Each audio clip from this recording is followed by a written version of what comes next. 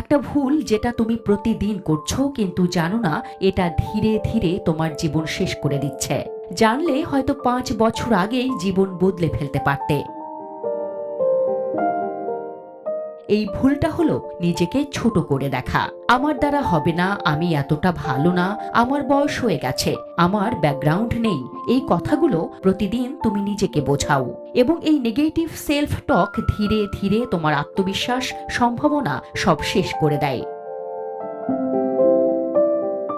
এভাবে চিন্তা করতে করতে তুমি নিজের জীবনের সবচেয়ে গুরুত্বপূর্ণ সিদ্ধান্তগুলো অন্যের হাতে ছেড়ে দাও। তুমি চেষ্টা করো না, সুযোগ নাও না, নিজেকে আপগ্রেড করো না।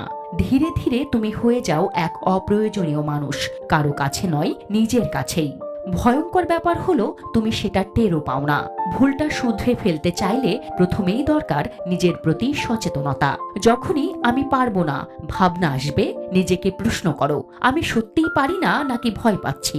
ধীরে ধীরে নিজের চিন্তাগুলোকে রিরাইট করো। আমি যথেষ্ট না কে বদলে দাও, আমি শিখে নিচ্ছি দিয়ে। এটি তোমার ব্রেইনকে নতুন কমান্ড দেবে। জীবন পাল্টাতে শুরু করবে ধীরে ধীরে, চুপি চুপি। স্টিভ জবস, অপেরা উইনফ্রে, এমনকি আলী, সবাই জীবনের একটা সময় নিজেকে প্রশ্ন করেছিলেন। তারা শিখেছিলেন মনে যেটা বিশ্বাস করবে সেটাই সত্য হয়ে দাঁড়াবে। এটা কোনো মোটিভেশনাল বুলি না, এটা নিউরোসায়েন্স দিয়ে প্রমাণিত। ব্রেইন সেই অনুযায়ী রিয়েলিটি তৈরি করে যা তুমি বারবার চিন্তা করো। তুমি এখনো দেরি করনি। আজ যদি নিজের কাছে সত্যি বলতে পারো, কাল তুমিই নিজের রোল মডেল হতে পারো। শুধু মনে রেখো, তুমি যা ভাবো সেটাই একদিন সত্যি হয়ে দাঁড়ায়।